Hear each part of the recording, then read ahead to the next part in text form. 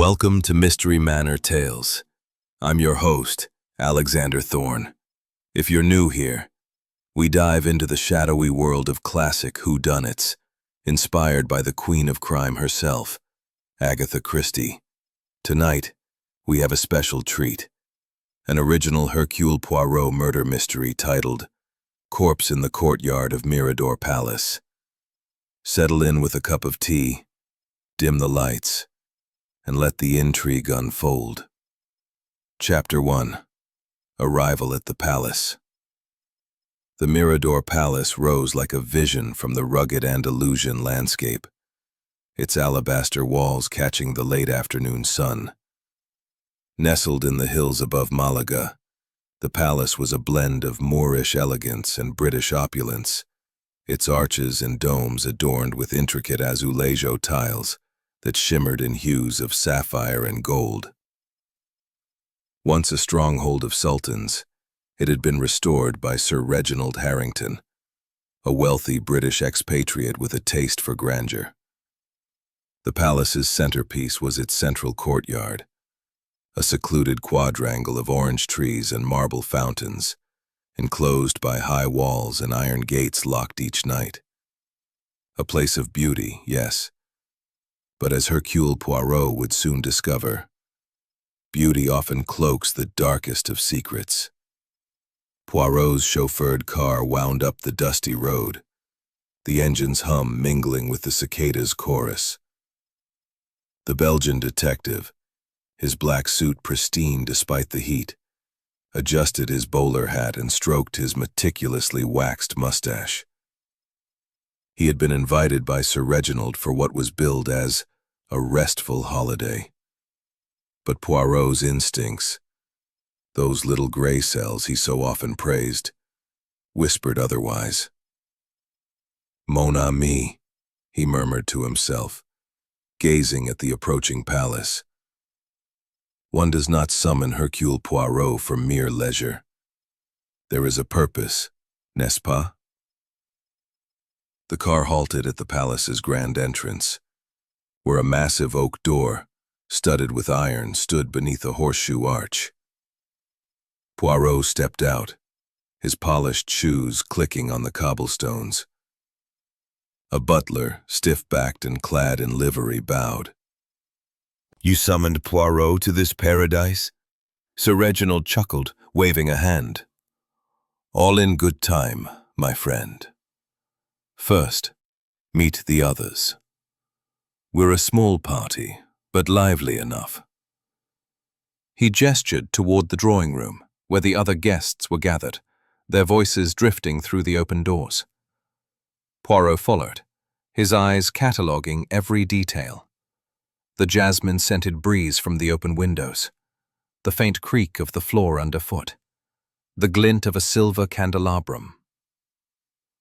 The drawing room was no less splendid, its walls draped in crimson silk, with a grand piano in one corner and a marble fireplace in another. 5 figures turned as Poirot entered, their expressions a mix of curiosity and guarded appraisal. First was Lady Elena Harrington, Sir Reginald's wife, a vision of Spanish elegance in her early 30s. Her raven hair was pinned in a chignon, and her emerald green dress clung to her like a second skin. Her eyes, dark and luminous as the sea at dusk, met Poirot's with a smile that was both warm and strained. "Monsieur Poirot," she said, her accent a soft lilt. "I've heard so much about you. Welcome to our home."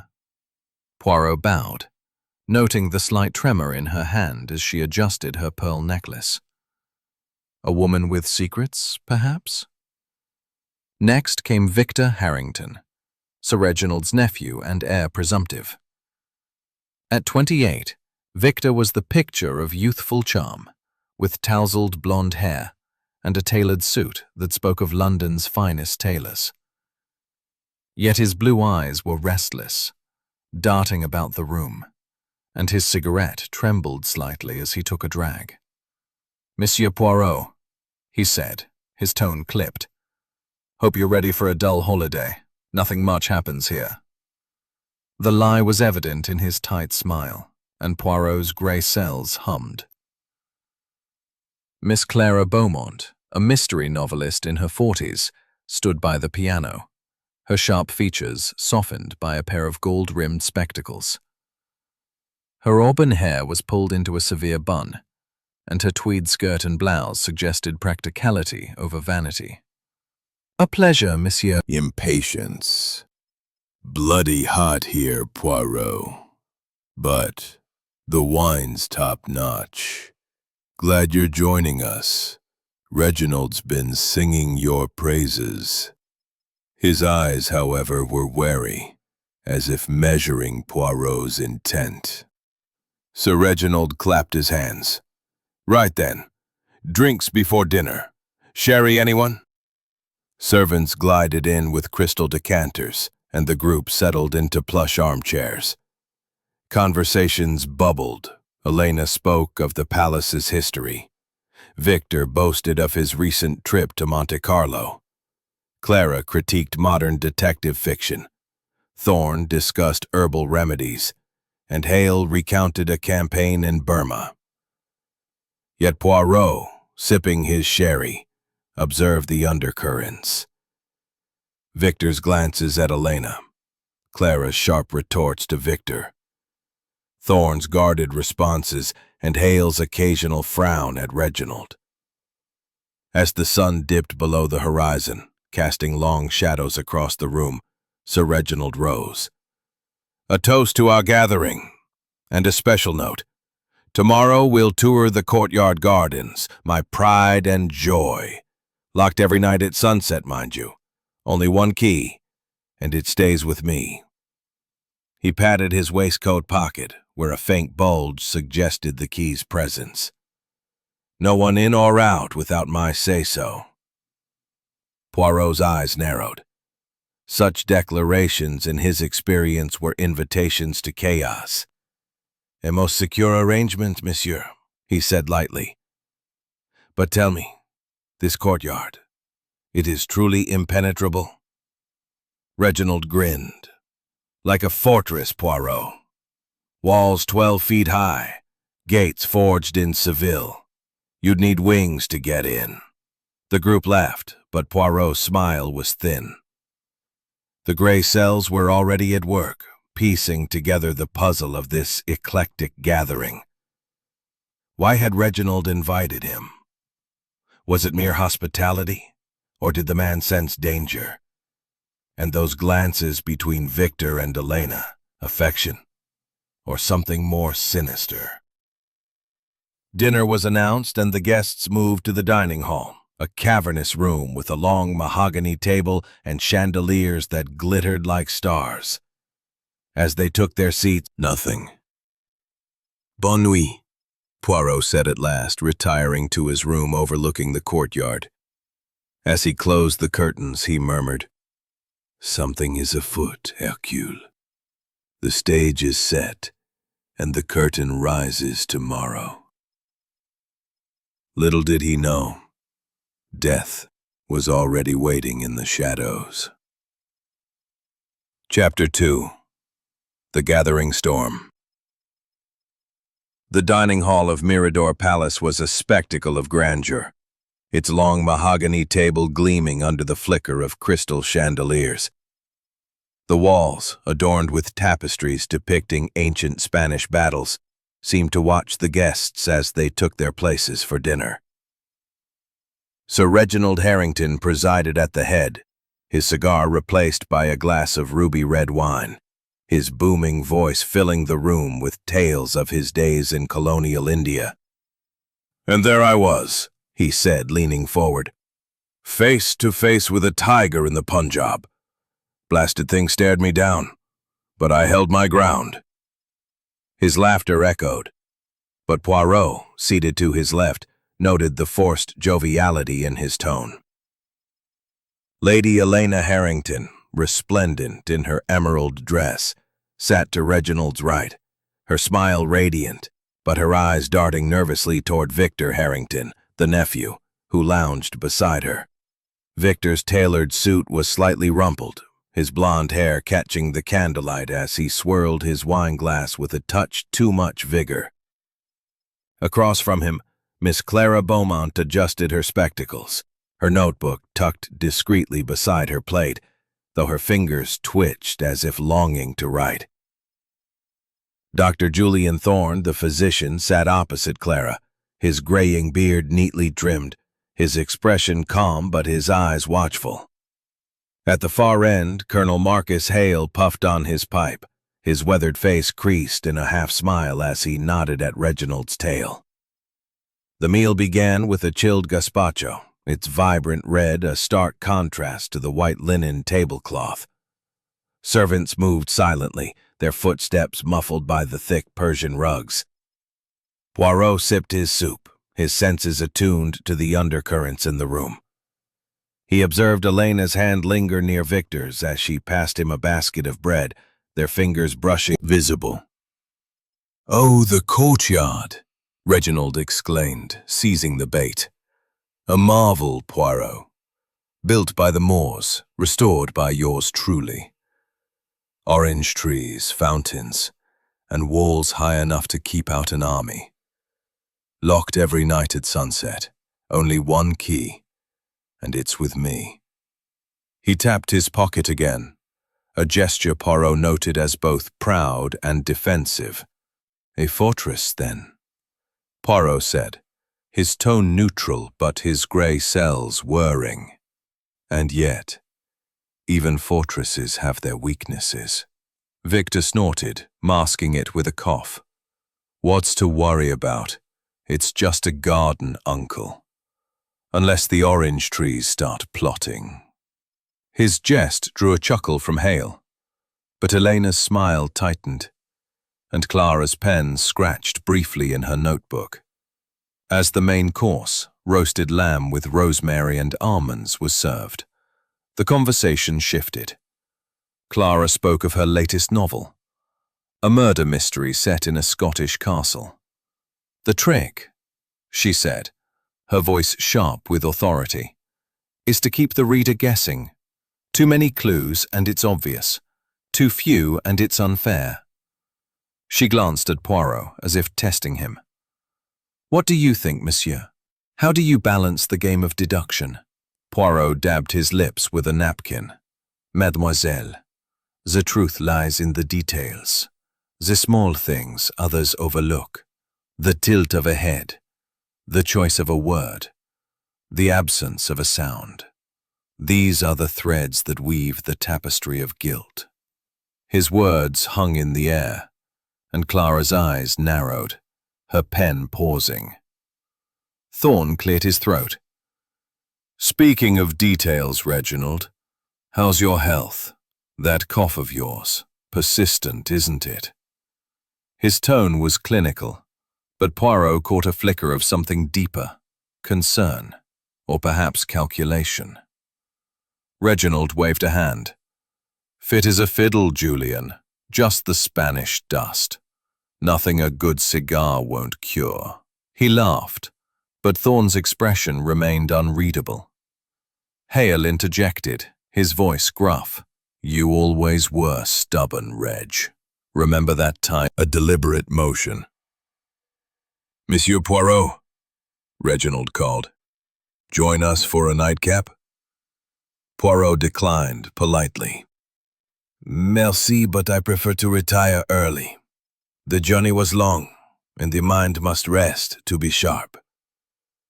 He bowed and retreated to his room, a spacious chamber overlooking the courtyard. The iron gates gleamed faintly in the moonlight, their lock a silent sentinel. As Poirot changed into his silk pajamas, thunder growled closer, and the first drops of rain pattered against the windows. He paced the room, his mind replaying the evening. The glances between Victor and Elena suggested an affair, or at least an attraction. Clara's sharp eyes missed nothing. Jealousy, perhaps, over Victor's charm, or Reginald's rejection of her manuscript. Thorne's medical probing hinted at knowledge, blackmail maybe, over Reginald's health. and Hale's wartime anecdotes carried a bitter edge, resentment over an old debt. The courtyard key nagged at Poirot. Why emphasize its uniqueness? Was Reginald boasting or warning? Poirot opened his window, letting the cool air wash over him. The courtyard below was a shadow-draped enigma, its fountains silent, its gates unyielding. "What do you hide?" he murmured. He closed the window and sat at the desk, jotting notes in his precise handwriting. Victor, motive, inheritance, debts. Elena, affair. Clara, jealousy, ambition. Thorn, blackmail. Hale, grudge. Key, significant. The storm grew louder, lightning illuminating the room in brief, stark flashes. Poirot's gray cells buzzed, sensing the pieces of a puzzle not yet formed. As he prepared for bed, a faint sound caught his ear, a creak, like a door in the hall. He opened his door, peering into the dimly lit corridor. Empty. Yet the air felt charged, as if the palace itself were holding its breath. He closed the door, locked it, and climbed into bed. But sleep eluded him. The storm outside mirrored the storm within the palace, a gathering tempest of secrets and lies. Poirot's figure lay motionless on the cobblestones amidst the orange trees. Poirot's heart quickened. "Mon Dieu," he murmured. "The curtain has risen." He seized his dressing gown, its silk flapping as he hurried down the corridor. The palace was alive with chaos. Servants scurried, their faces pale, while the other guests stumbled from their rooms, drawn by the commotion. Victor Harrington, his shirt half-buttoned, nearly collided with Poirot. "What's happened?" he demanded, his voice hoarse. Clara Beaumont, clutching her notebook, followed close behind, her spectacles askew. Dr. Julian Thorne emerged, his medical bag in hand, his expression grim. Colonel Marcus Hale, still in his nightshirt, barked, "Someone's done for, I'll wager." They converged at the courtyard entrance where the massive iron gate stood ajar, a servant fumbling with a spare key. Elena stood in the center of the quadrangle, her hands pressed to her mouth, her emerald dress now crumpled and streaked with mud. Before her, sprawled on the wet cobblestones, lay Sir Reginald Harrington, dead. A dagger protruded from his chest, its silver handle catching the light. Blood had pooled beneath him, diluted by the rain, and his eyes stared blankly at the sky. "Reginald!" Elena sobbed, collapsing to her knees. Victor caught her, his face ashen. "Uncle. No." Poirot stepped forward, his movements precise despite the chaos. "Do not touch the body, s'il vous plaît," he commanded, his voice calm but firm. The guests froze, their eyes darting between the corpse and the detective. Poirot knelt beside Reginald, his gloved hands careful not to disturb the scene. The dagger was embedded deeply, a single precise wound to the heart. Reginald's face was frozen in a grimace of surprise, his cigar still clutched in one hand, extinguished by the rain. The courtyard key, unmistakable with its ornate design, remained in his waistcoat pocket, untouched. "Impossible," Colonel Hale exclaimed, his pipe forgotten in his hand. Love or loss of status, he could not yet say. Victor's jaw tightened. "I saw him on the veranda after dinner, smoking. He seemed distracted. I went to bed around 11. His eyes avoided Elena's, and Poirot filed away the hesitation. Clara, her pen scratching furiously, said, "I was writing in my study until midnight. I heard the storm, nothing else. Her voice was steady, but her knuckles were white around her notebook. Thorne stepped forward, kneeling beside the body. Allow me, Monsieur Poirot. He checked for a pulse, though the gesture was futile. Dead several hours, likely around midnight given the rigor. He frowned at the dagger. A surgical strike. Whoever did this knew anatomy. Hale snorted. Or got lucky. Damn peculiar, though. No footprints, no way in, no way in. What's your take, Poirot? Poirot's eyes gleamed. The facts, Colonel, are these. Monsieur Harrington was stabbed in a courtyard locked from within. The key remains in his pocket. No other footprints disturb the ground. Yet a man does not stab himself and then lock the gate behind him. There is a method here, and Hercule Poirot will find it. The local police arrived shortly after, led by Capitan Alvarez, a wiry man with a skeptical gaze. Monsieur Poirot, he said, bowing slightly, your reputation precedes you. But this is impossible. The walls are 12 feet high, no ladders, no upper access. The gates were bolted, key with the victim. How could anyone enter? Poirot smiled thinly. Capitan, the impossible is merely the improbable in disguise. Permit me to examine the scene further. He circled the courtyard, his eyes scanning every detail. The slick cobblestones, the iron gates, the walls of smooth plaster. He paused at the fountain, noting a faint smear of mud on its base, easily missed. A clue? Or a trick of the rain? He tested the gate's lock. It was sturdy, unforced. The key in Reginald's pocket fit perfectly, ruling out a duplicate. Or so it seemed. The guests huddled. One leaves the palace. And have your men search for any tools, a ladder, a rope, anything that could scale these walls. Alvarez nodded. But, monsieur, the rain would have washed away most traces, and the walls, smooth as glass. Nevertheless, Poirot said, we search. The truth does not vanish so easily. As the police cordoned off the courtyard, Poirot's mind raced. Motives swirled like the storm's remnants. Victor, the heir, drowning in debts. Elena, perhaps hiding an affair. Clara, bitter over a rejected manuscript. Thorne, with medical knowledge and possible blackmail. Hale, nursing a wartime grudge. And the locked courtyard. How had the killer entered? A secret passage? A clever ruse? He glanced at the sky, where clouds still lingered. The storm has passed, he murmured. But the mystery has only begun. Chapter 4. Initial Interrogations. The drawing room of Mirador Palace, once a sanctuary of crimson silk and flickering candlelight, now felt like a gilded cage. The heavy velvet curtains were drawn against the morning sun, casting the room in a somber half-light that mirrored the weight on everyone's shoulders.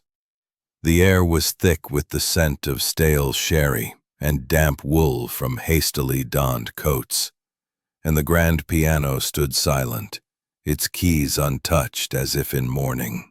Hercule Poirot paced slowly before the assembled guests, his patent leather shoes whispering against the Persian rug. Capitan Alvarez and 2 constables flanked the door, their notebooks at the ready. But it was clear that the Belgian detective held the reins. Lady Elena Harrington sat on a chaise longue, her emerald dress now hidden beneath a woolen shawl, her raven hair disheveled from the night's turmoil. Her eyes, red from tears, darted to Victor Harrington, who perched on the arm of her chair, his hand resting protectively, perhaps possessively, on her shoulder. Victor's face was a mask of shock, his blonde hair unkempt, a forgotten cigarette smoldering between his fingers. Across from them, Miss Clara Beaumont had claimed a wing-back chair, her notebook open on her conduct formal inquiries. But Hercule Poirot asks for your candor now, in this intimate circle. We begin with the simplest of questions. Where were you at the hour of midnight, when the storm raged and Monsieur Harrington met his end? He turned first to Elena, his gaze softening with a touch of gallantry. Madame Harrington, if you please, you discovered the body. Tell us of the hours before. Elena drew a shaky breath, her Spanish accent thickening with emotion.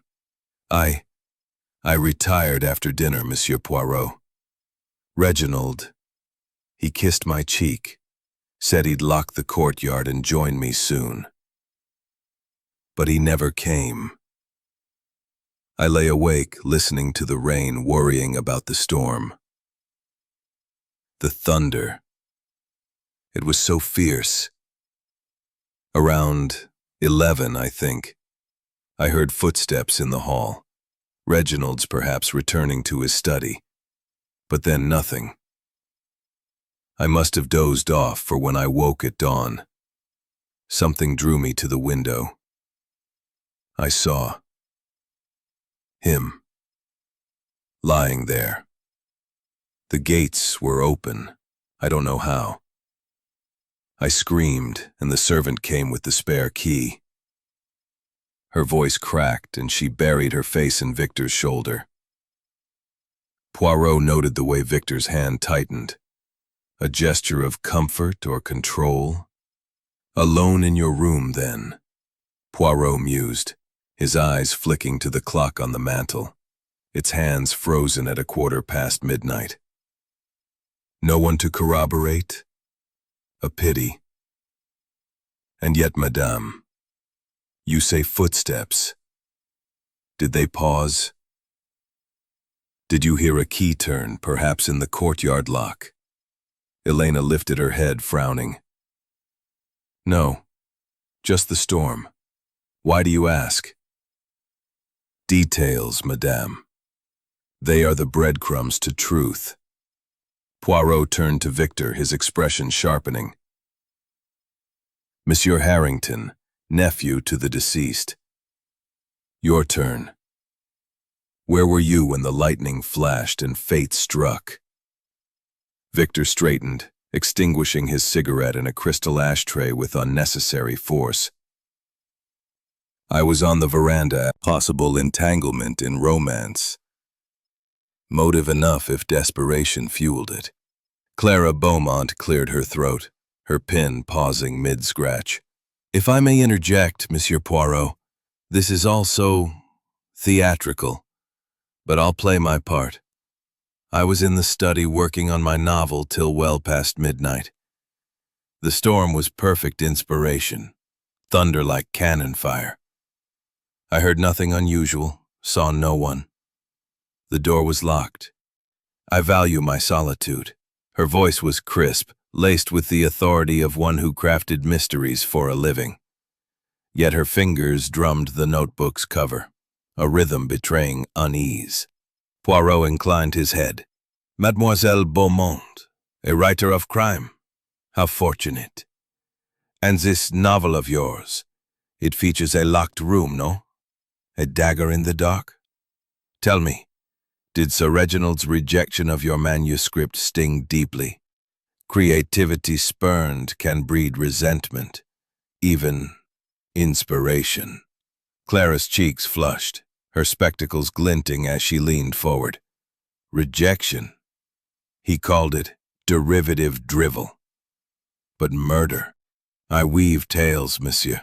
I don't live them. My alibi's solid. The maid brought me tea at 11:45. She'll confirm it. Defiance sparked in her eyes, but Poirot saw the shadow. Ambition thwarted. Jealousy, perhaps, toward those closer to Reginald's favor. A red herring? Or the hook of truth? Dr. Julian Thorne shifted by the fireplace, the flames casting flickering shadows across his scholarly face. Monsieur Poirot, As the attending physician, I can attest to the wound's precision. A thrust between the third and fourth ribs, straight to the heart. Time of death, approximately midnight, based on lividity and rigor. As for my whereabouts, I was in the library, reviewing Reginald's medical records. He'd confided in me about private matters. A cough, persistent. I prescribed tonics.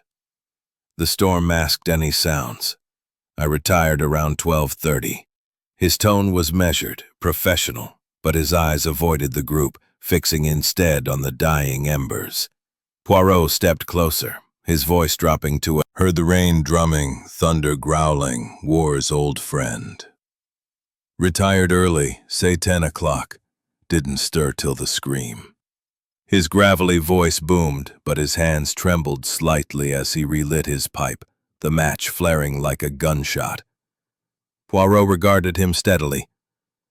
"Colonel, a soldier's discipline, impressive.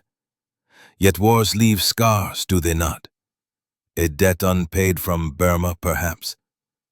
Sir Reginald's betrayal in the field, costing lives. Revenge brews slowly, like a fine port." Hale's face darkened, smoke curling from his nostrils like dragon's breath. "Reginald was a fool in 15.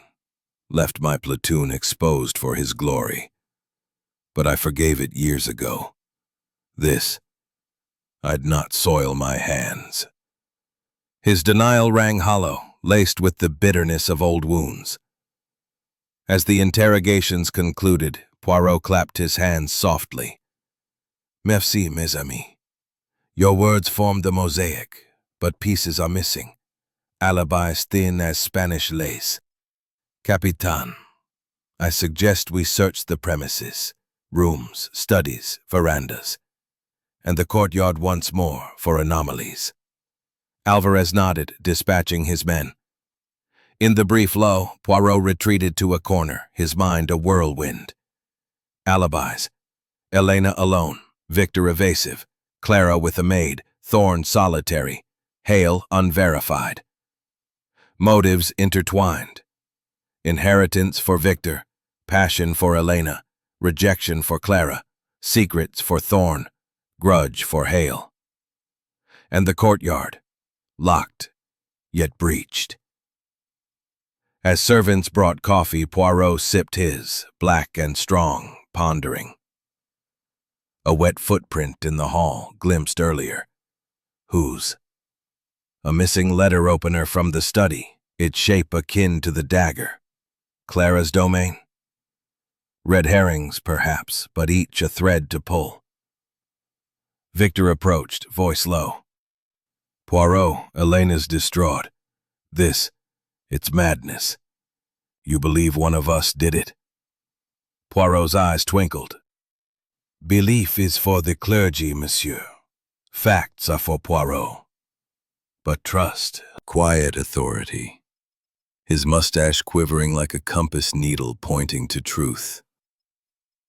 Lady Elena Harrington clutched a handkerchief, her eyes darting to Victor Harrington, who leaned against a pillar, his cigarette smoke curling like a question mark.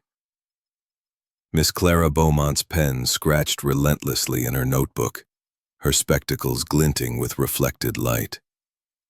Dr. Julian Thorne adjusted his wire-rimmed glasses, his medical bag at his feet like a silent accomplice. Colonel Marcus Hale puffed his pipe, his military stride reduced to restless pacing. Poirot clasped his hands behind his back, his voice measured, yet piercing. "Mes amis, the murder of Sir Reginald Harrington is a puzzle of precision. A dagger to the heart, a locked courtyard, no footprints save his own. Yet the truth lies not in the impossible, but in the overlooked. We have alibis, yes, but now we seek the physical. Objects, traces, lies made tangible. Let us examine what the palace reveals."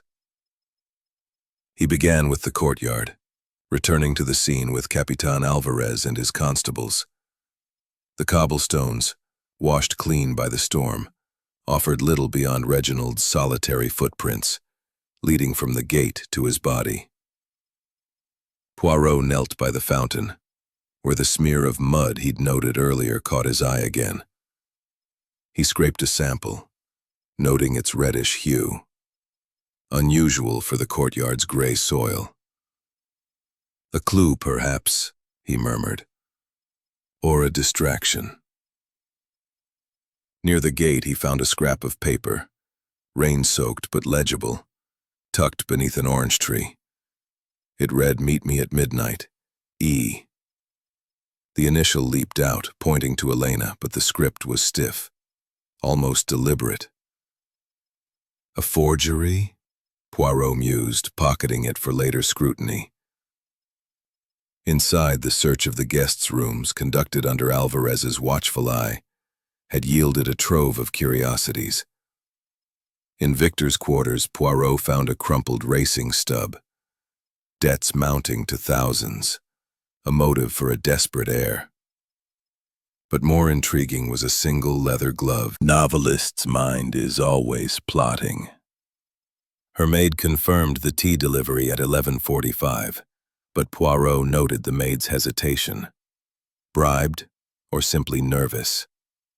Thorne's medical bag held sedatives, some unlabeled, and a surgical knife that could mimic the dagger's wound. For minor procedures, Thorne insisted, but his hands trembled as he repacked the bag. A letter, half burned in his fireplace, bore fragments of Reginald's handwriting. Your disgrace, exposure. Blackmail, then, but who held the upper hand?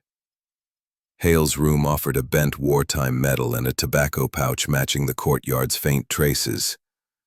My pipe's always with me, Hale growled, but his eyes avoided Poirot's. A grudge, perhaps, fueled by old betrayals, but enough to kill? Back in the drawing room, Poirot assembled the clues like pieces of a mosaic. This note, he said, holding up the scrap, suggests a rendezvous. Madame Harrington, is this your hand? Elena gasped, shaking her head. No, monsieur. I wrote no such thing, I swear it. Her denial was fervent, but her glance at Victor betrayed fear. Victor's jaw tightened. Someone's framing her, he snapped. It's obvious. Obvious, monsieur, is often false, Poirot retorted. And this glove, ink, not blood. A clumsy attempt to implicate you, perhaps, or to distract from the true killer. He turned to Clara. Your novel, mademoiselle. Its plot mirrors our crime. Inspiration or blueprint? Clara's laugh was sharp. You flatter me, monsieur, but I don't stab my critics. I outright them. Her confidence rang hollow, and Poirot noted her fingers clutching her pen like a lifeline. Thorne cleared his throat. The wound, Monsieur Poirot. It required skill. Not just anyone could strike so cleanly. I'd wager the killer studied anatomy.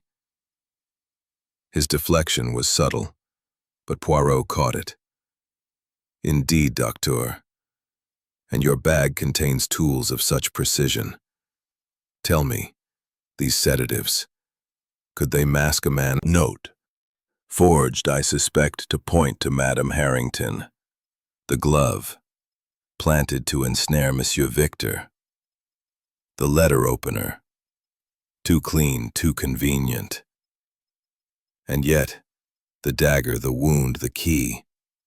These are truths we cannot ignore. Elena's voice trembled. But who would do this? Reginald was difficult but loved. Loved, madame? Poirot's eyes gleamed. Or envied, feared, despised. Each of you had reason to wish him gone. Monsieur Victor, your debts mount and the will names you heir. Mademoiselle Clara, A rejected manuscript cuts deeper than a blade. Dr. Thorne, secrets bind you to the victim. Secrets worth killing for? Colonel Hale, old wounds fester. And Madame Elena, love can drive one to desperate acts. The room erupted in protests. Victor shouted, "I'm no murderer." Clara snapped, "This is fiction, not fact." Thorne muttered denials. Hale cursed the insinuation. Only Elena remained silent, her eyes brimming with tears. Or guilt. Poirot raised a hand. "Calm yourselves. The truth will not be rushed. But know this. Every lie, every half-truth, is a thread I will unravel." As the group dispersed, Poirot lingered, his mind racing. The note's ink matched Clara's fountain pen. But was it too obvious? The glove's ink suggested a frame-up, but whose? The mud smear hinted at an external path, yet the gates remained locked. And the dagger, its origin was key. He recalled the dining hall's cutlery, a set incomplete. A servant confirmed a letter opener had vanished days ago, but Clara's was accounted for. Another then. Outside, the courtyard fountain mocked his efforts, its water clear, its secrets opaque. Poirot's gray cells churned, piecing together the puzzle. "The killer is clever," he murmured. "But Hercule Poirot is cleverer." Of your stories. He turned first to the note, holding the rain-soaked scrap aloft. "Meet me at midnight, E." A simple message, yet it screams suspicion. "Madam Harrington, you deny writing it, yet the initial is yours. A forgery perhaps, but why? To lure Sir Reginald to his death, or to cast blame upon you?" Elena's eyes widened, her shawl slipping from her shoulders. "I swear, Monsieur Poirot, I wrote no such thing. I loved Reginald. Why would I lure him?" Her voice trembled, but her glance darted to Victor, whose jaw clenched. Victor stepped forward, his cigarette discarded. "It's a plant, Poirot. Someone's framing Elena to muddy the waters. Look at me. I've got debts, sure, but I didn't need to kill for the inheritance. Uncle's will was clear. I'd get it all eventually." His bravado faltered, and Poirot caught the crack, a confession of knowledge about the will. "Eventually, monsieur?" Poirot's eyes gleamed. "But patience is not your virtue, is it? And this locket?" He gestured to the evidence table where Elena's locket lay open, Victor's photograph inside. "Suggests a connection deeper than nephew and aunt. An affair, perhaps, that Reginald discovered?" Elena gasped, her hand flying to her chest. "No, it's not what you think. Victor, he's dear to me, yes, but not like that. The locket was a gift, a keepsake from years ago before I married Reginald." Her protest was fervent, but Victor's silence was deafening, his eyes fixed on the floor. Clara Beaumont snorted, her pen pausing mid-scratch. "Oh, please, Elena, spare us the melodrama. Everyone saw your glances at dinner. If it's not love, it's something close." Her tone was sharp, her spectacles glinting with accusation. Poirot turned to her, intrigued. "Mademoiselle Beaumont, your pen is never still, yet your words cut like the dagger we seek. Your notebook," he tapped the leather cover, "contains a plot so like this crime. A locked garden, a stabbed nobleman. You claim coincidence, but voice was steady. I prescribed tonics for his cough, nothing more. The letter? Reginald was paranoid, scribbling threats to everyone. I burned it to avoid scandal. My bag has no dagger, check it again. His insistence was too quick, and Poirot noted the sweat beading on his brow. Colonel Hale, pacing like a caged lion, finally erupted. "This is madness, Poirot. You're spinning tales as wild as Clara's novels. My tobacco was in the courtyard, so what? I smoke everywhere. And Burma? Ancient history. Reginald and I settled that score over whiskey years ago." His pipe trembled in his hand, and Poirot saw the lie in his reddened cheeks. "Settled, Colonel." Poirot's voice was soft, dangerous, or buried, only to resurface. "Your metal, bent in rage, does it not speak of unresolved pain?" Hale growled but said no more, retreating to the window. Poirot turned to the group. "Each of you hides something: love, debt, ambition, shame, vengeance. But let us turn to the courtyard itself, for it holds the key, literal and figurative." He led Alvarez and the guests to the courtyard, where the sun now beat down, drying the cobblestones. The fountain's trickle was the only sound, its marble gleaming mockingly. Poirot examined the hollow wall section again, pressing until a faint click revealed a sealed panel, too small for a man, perhaps a smuggler's cache from Moorish days. "A red herring," he sighed, "but the mud smear remains." He traced the reddish tint to a flower bed beyond the courtyard, accessible only through the palace gardens. "Someone passed this way," he murmured. "But how to the locked gate?" Back inside, a servant approached, nervous. "Monsieur Poirot, we found this in the laundry."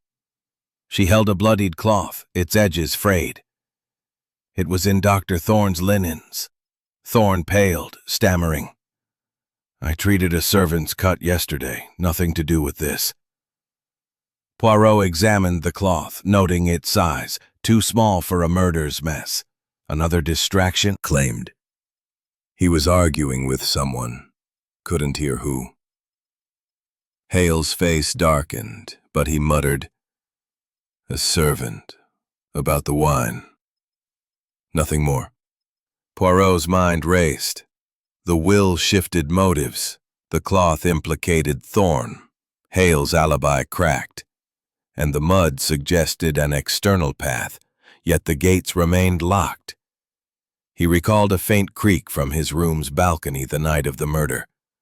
A rope, perhaps, lowered from above. But the walls were sheer, the balconies too distant.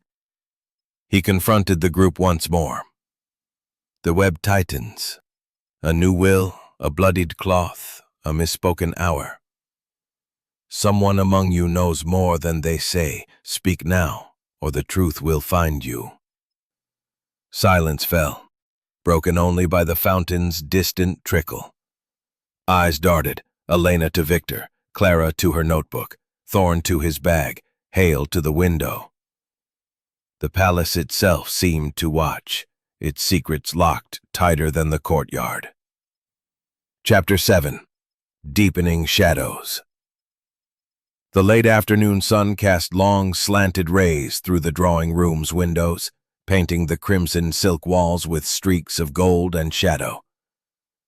The air was heavy with the scent of wax polish and lingering pipe smoke, a stark contrast to the fresh jasmine breeze that had once defined Mirador Palace. The chandelier hung silent, its crystals dulled by the day's grim events. Hercule Poirot stood at the room's center, his compact frame a pillar of calm amidst the storm of suspicion. His mustache twitched as he surveyed the guests, each seated like players in a chess game where every move could be fatal. Lady Elena Harrington sat rigid on the chaise longue, her shawl clutched tightly, her dark eyes hollow with grief or guilt.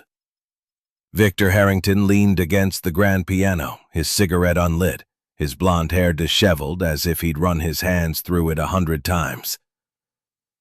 Miss Clara Beaumont perched on a wing-back chair, her notebook open but her pen still, her spectacles reflecting the fading light. Dr. Julian Thorne stood by the fireplace, his medical bag now a burden at his feet, his scholarly demeanor fraying at the edges. Colonel Marcus suggests a closeness with him that could enrage a husband. Did Sir Reginald confront you? Did he threaten to expose an affair, real or imagined? Elena's hands trembled, her voice barely above a whisper. Monsieur Poirot, I swear, there was no affair. Victor, he was kind when Reginald was cold. The locket was a gift from years ago, before my marriage. I learned of the will only today. I wanted Reginald's love, not his fortune. Her tears fell, but Poirot noted the way Victor's hand twitched as if longing to comfort her. Victor stepped forward, his voice sharp. She's telling the truth, Poirot. Uncle was paranoid, always muttering about betrayal. That will? He changed it to spite me. Probably thought I was too reckless. But I didn't need to kill him. I'd have waited him out. His bravado was thin, and Poirot saw the desperation in his eyes. A man drowning in debts, now disinherited. Poirot turned to Clara, whose pen had resumed its scratching. Mademoiselle Beaumont, your notebook fascinates me. A plot so like this crime, too like, perhaps. And Clara, your maid's hesitation when confirming your alibi. Did you bribe her to lie? Or does your ambition drive you to darker deeds to prove your genius over a critic like Sir Reginald? Clara's laugh was brittle, her spectacles glinting as she leaned forward. Bribe? Nonsense. My maid's timid, that's all. My novel? Inspiration, not confession. Reginald's rejection stung, yes, but I'd sooner write his demise than enact it. Check my study again. My letter opener was there all night. Her defiance was fierce, but Poirot caught the flicker of her gaze toward the evidence table where the opener lay. Too clean. Dr. Thorne cleared his throat, his beard quivering. Monsieur Poirot, this is becoming absurd. The bloodied cloth was from a servant's injury. I treated a cut finger yesterday. My sedatives are standard. They couldn't mask a stabbing. And that letter, Reginald's threats were bluster, nothing more. His voice was steady, but his hands betrayed him. Dangerous. Yet your tobacco matches traces in the courtyard. And your medal, bent in rage, does it not speak of a grudge never buried? Burma, 1915. Sir Reginald's betrayal cost lives. Is this your justice? Hale's face darkened, but he said no more, retreating to the window. Poirot turned to the group. Each of you weaves a tale, but the threads do not align. Let us return to the courtyard, for it holds secrets yet. He led Capitan Alvarez and the guests to the courtyard, where the sun now dipped low, casting long shadows across the cobblestones. The fountain's trickle was a constant whisper, mocking their efforts. Poirot re-examined the hollow wall panel, sealed, useless. But the reddish mud smear on the fountain's base nagged at him. He traced its source to the terraced gardens, accessible via a side door from the palace's west wing. Someone passed this way, he murmured. But the gates remained locked. How? A servant approached, trembling. Monsieur Poirot, we found this in the West Wing corridor. She held a silver cigarette case, engraved with Victor's initials, its edge smeared with the same reddish mud. Victor paled. I lost that days ago. Someone took it, planted it. Poirot's grey cells hummed. Planted, monsieur, or dropped in haste? This mud links the gardens to the courtyard, yet the gates defy us. Back in the drawing room, a new revelation struck. Clara, rifling through her notebook, gasped. I forgot to mention, I found this slipped under my door this morning. She produced a crumpled note written in Reginald's hand. Clara, your talent is wasted. Meet me at midnight to discuss your future. The group froze. I didn't go, Clara insisted. I thought it was a prank after his rejection. Poirot examined the note, its ink matching the forged E note. Another lure, he said. The killer baited Sir Reginald. But why copy your hand, Madame Elena? Elena sobbed. I don't know. Someone wants me blamed. Victor's voice rose. Presence outside. But its mud matched the garden, not the courtyard. The note to Clara echoed the forged E, a killer orchestrating multiple traps. He recalled the creak from his balcony the night of the murder. A rope? No, the walls were too high. But a servant's door in the west wing, near the gardens, was unguarded. Could the killer have slipped through using a duplicate key? He confronted Elena again. Madam, one last question. Did Sir Reginald ever speak of a second key to the courtyard? Elena frowned, then nodded slowly. Once, he mentioned a spare kept in his study safe, but he swore it was secure. Poirot's mustache twitched. Secure, yet not infallible. Capitan searched the study again, focus on the safe. As Alvarez dispatched a constable, Poirot addressed the group. The shadows deepen, but the light of truth approaches. Someone among you knows the path to the courtyard. Speak, or I will find you. The room fell silent, eyes darting. Elena to Victor, Clara to her notes, Thorne to his bag, Hale to the courtyard. The fountain's trickle mocked them all, a reminder of the locked enigma. Chapter 8. The Breaking Point. The Mirador Palace seemed to tighten its grip on its secrets as dusk settled over its alabaster walls, the Andalusian sky streaked with crimson and indigo. The drawing room, once a haven of elegance, now felt like a courtroom, its crimson silk walls absorbing the weight of unspoken truths. The chandelier's light flickered, casting jagged shadows across the faces of the assembled guests. Hercule Poirot stood before them, his compact frame a beacon of calm precision, his mustache quivering like a divining rod seeking guilt. Lady Elena Harrington clutched her shawl, her dark eyes wide with fear. Victor Harrington stood rigid, his cigarette unlit, his jaw set with defiance. Miss Clara Beaumont's pen lay still, her notebook closed, her spectacles glinting with suppressed. Silence him?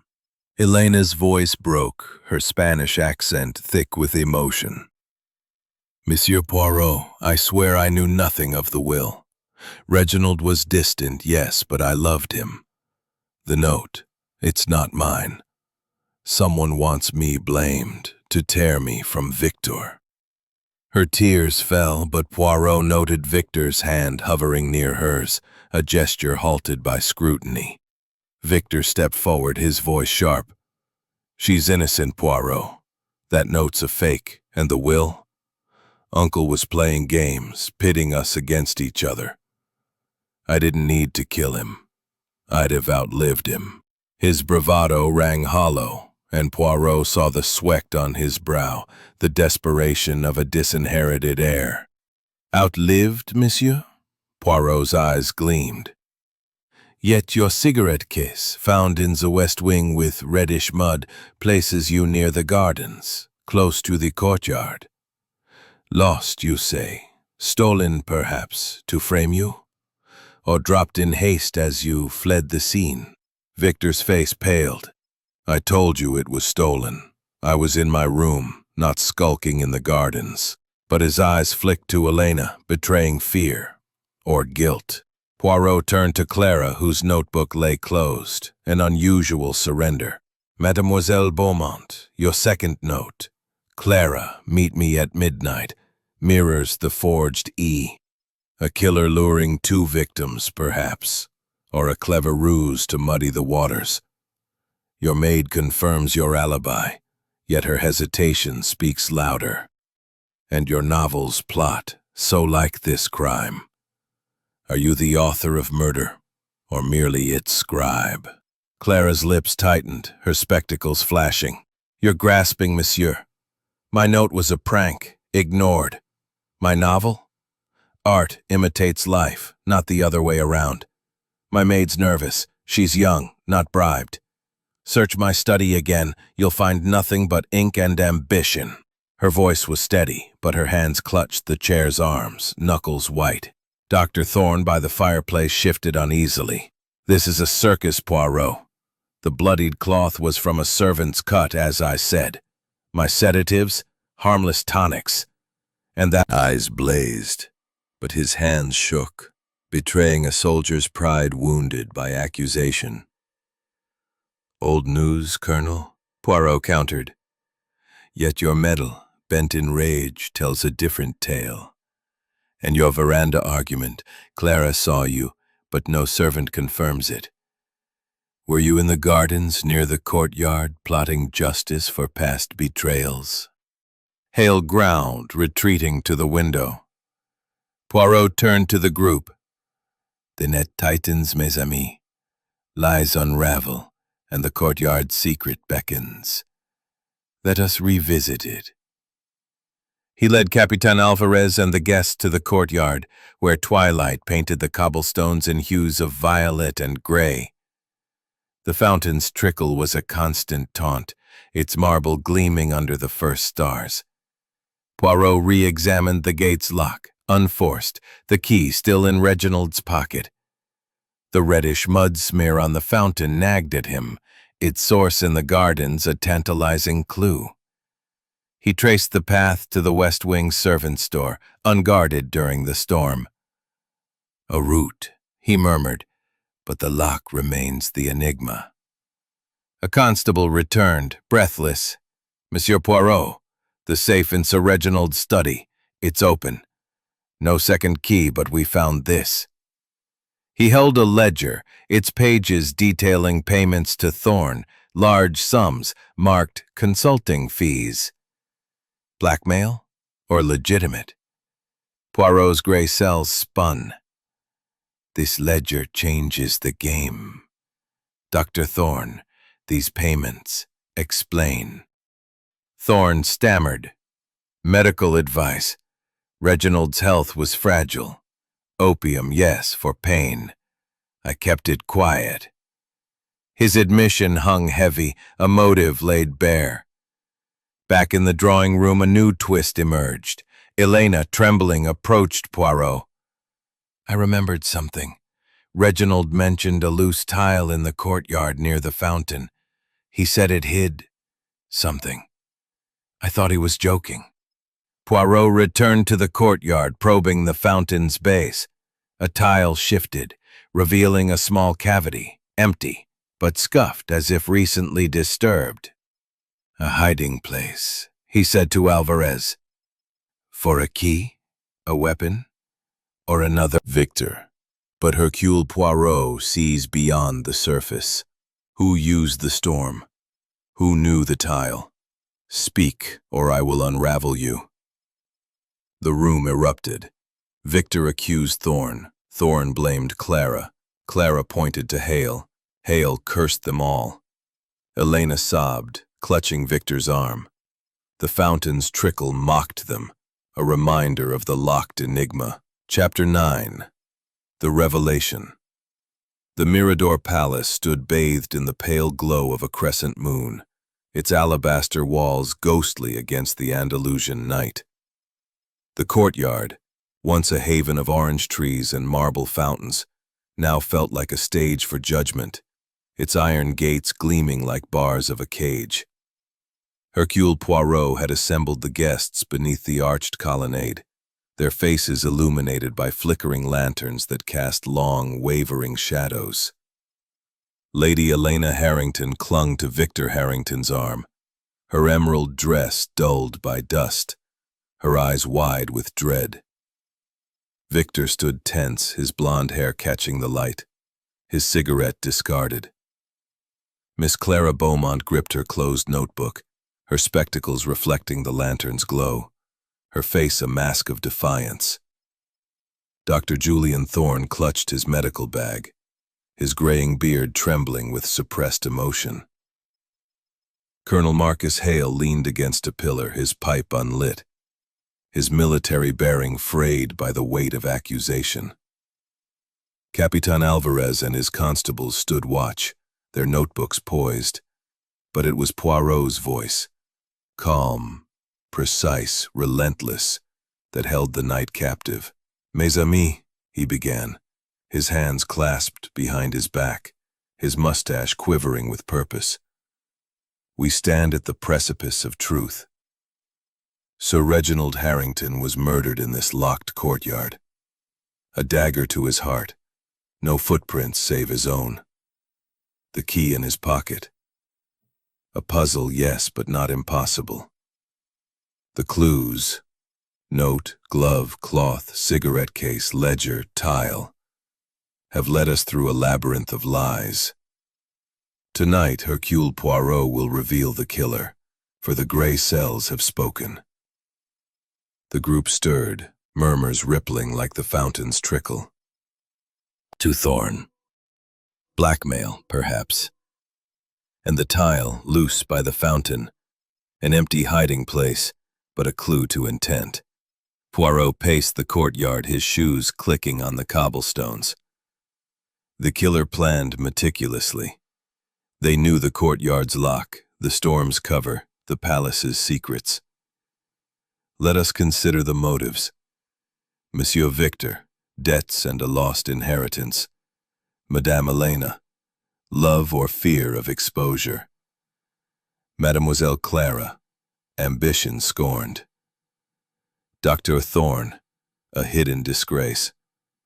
Colonel Hale, a wartime betrayal.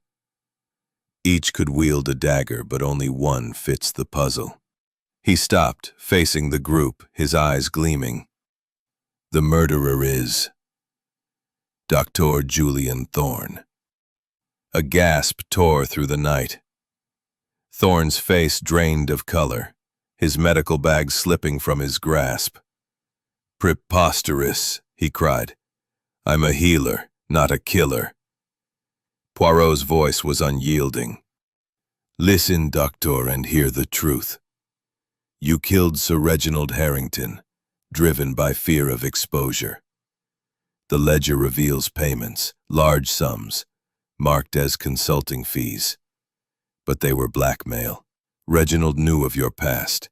A medical fraud in London, a license nearly revoked. He held this over you, demanding silence for money. But he grew reckless, threatening to expose you. You could not allow it." Thorne stammered. "Lies. The payments were for his treatment. Opium for his pain." Poirot shook his head. "Non, doctor. The letter, half burned in your fireplace, your disgrace, was no bluster. You burned it to hide your motive. But the dagger betrays you.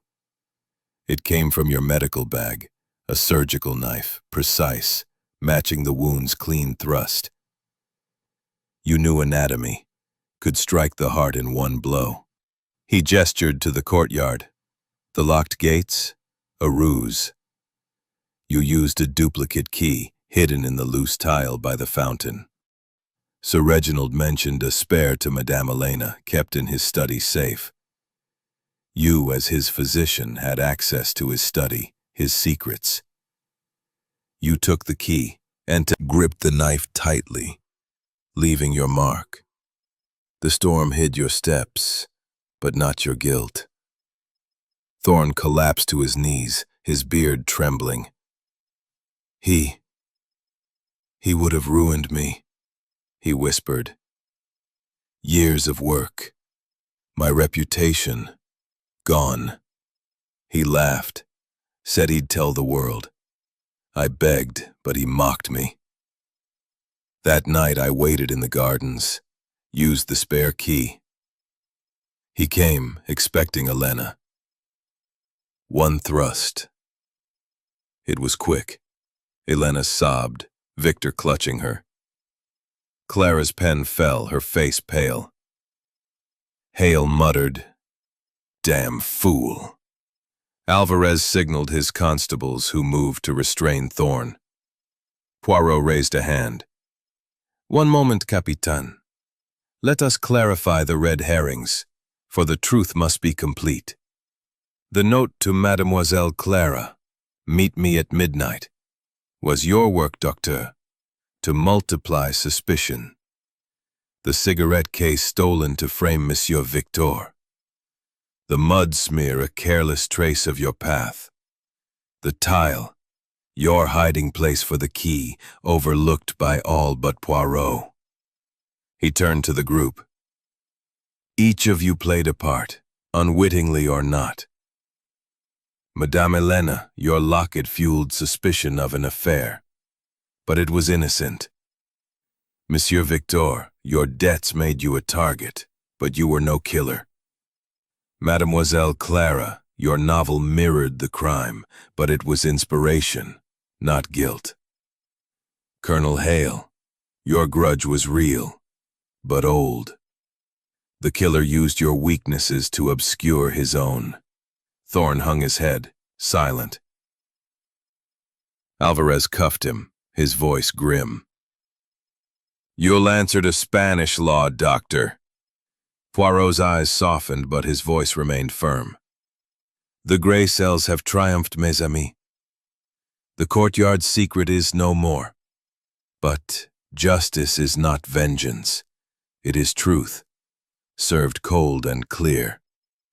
The lanterns flickered, the fountains trickle a solemn requiem. The guests stood frozen, their faces a gallery of relief, guilt, and sorrow.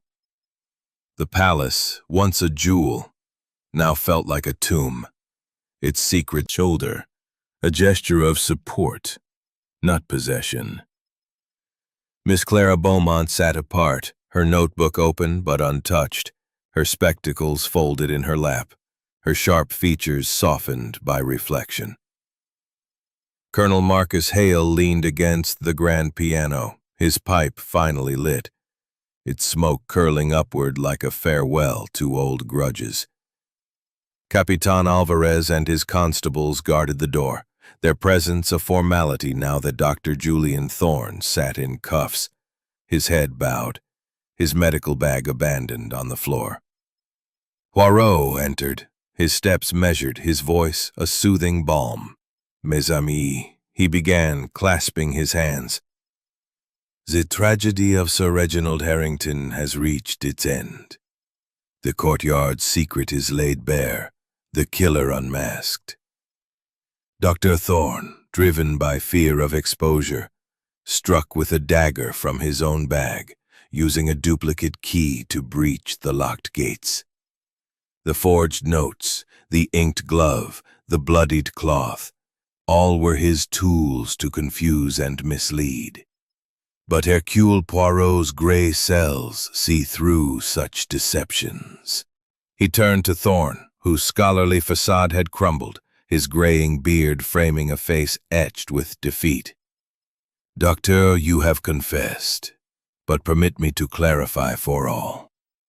Sir Reginald knew of your past, a medical fraud in London, a license nearly lost. He blackmailed you, demanding payments disguised as fees. When he threatened to expose you, you acted. You stole the spare key from his study safe, waited in the gardens under cover of the storm, and lured him with a forged note. The dagger, your surgical knife, struck true. You planted the key back in his pocket, locked the gate, and sowed red herrings to point to others. Thorne's voice was a whisper, broken. He gave me no choice. Years of work, my name all ruined. I begged him to stop, but he laughed. Poirot nodded, his eyes softening but resolute. Guilt does not excuse murder, Doctor. You chose the blade over honor. Alvarez stepped forward, his voice firm. Dr. Thorne, you'll face trial in my— Beaumont spoke, her voice unusually subdued. Monsieur Poirot, my novel. I feared it made me look guilty. Reginald's rejection hurt, but I wrote to heal, not to harm. The note under my door?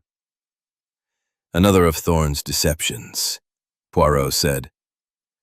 He crafted it to mirror his lure for Sir Reginald, sowing chaos. Your maid's hesitation was fear, not complicity. You are cleared, mademoiselle. Clara exhaled, a faint smile breaking through. I'll write this story, monsieur. Perhaps you'll read it. Poirot's eyes twinkled. If it captures the truth as well as your notes, I shall. He turned to Colonel Hale, who puffed his pipe, his face less guarded. Colonel, your grudge from Burma was real, your tobacco a false trail. Thorne used your presence on the veranda to muddy the waters, but your heart, though scarred, sought no blood. Hale nodded gruffly. Reginald was a fool in 15, but I buried that anger long ago. Thanks, Poirot, for seeing it. Poirot stepped to the center, his voice rising slightly. The courtyard, mes amis, was no fortress. The spare key, hidden in the tile, was Thorne's tool. The storm masked his steps, the mud betrayed his path. Every red herring, the glove, the cloth, the notes, was a thread in his tapestry of deceit. But truth is a stubborn thing, and Hercule Poirot is its servant. Elena rose, her voice trembling but clear. Monsieur Poirot, what now? The palace. It feels tainted. Poirot's expression softened. Madame, the palace is but stone and tile. Its heart is yours to rebuild. You and Monsieur Victor, your bond, now free of suspicion, can heal. The will, I suspect, will favor you, as Sir Reginald intended. Victor squeezed Elena's hand. We'll stay. Make it a home again. For Uncle's memory. Clara stood, gathering her notebook. I'm leaving for London. This story deserves a wider stage. Hale puffed his whispered. Until the next enigma. The hills rolled by, silent witnesses to a truth hard won.